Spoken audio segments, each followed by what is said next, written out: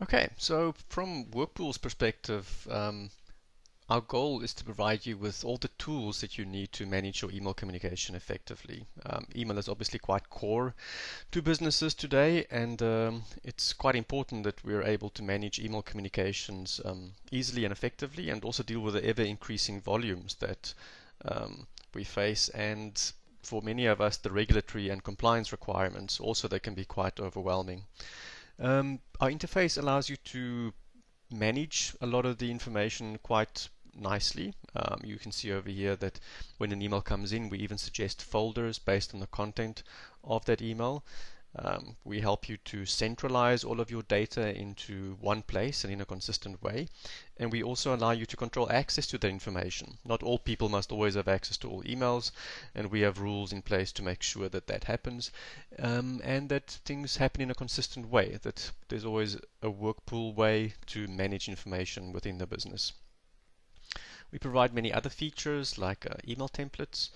Um, If you have a look over here, you can set up templates. These can also be auto-populated, and you can even generate documents from that, like welcome letters or quotation documents that you might need. And the idea behind it is to standardize communication within the enterprise, and yeah, make sure that you reflect your corporate image in the communications that you send out. It's important to note that on WorkPool, each person can set up their WorkPool email their own way. So it's not a one-size-fits-all approach. Each person can configure it to match their requirements and the way that they work within the business.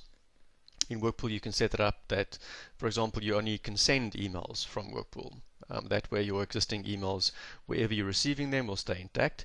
You can also set up WorkPool to only download emails, in which case you won't be able to send, but you can still download, receive, and file all those emails, for example, for archiving purposes. Most common one is obviously to both send and receive from WorkPool, and yeah, for operations and administration staff, that would typically be the configuration you would go for. And you can also set up WorkPool to continue using your existing email client like Outlook or Gmail, and then selectively drag and drop emails into WorkPool as you need to, which for many people is a place to start, but if you're in a compliance environment, you lose many of the controls that would come from making sure all emails go through the system. Another option is also to not use email at all in WorkPool. So some clients who use WorkPool for task management only or database or project management, they wouldn't need to configure any email sending or receiving.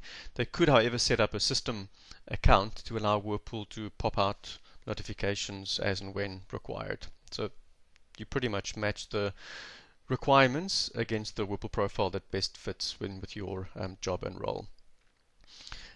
Again, just not to get technical, but WorkPool is not an email server, so we wouldn't change any of your existing infrastructure. If you're currently using an Office 365 or a Gmail, you would still keep your existing configuration intact.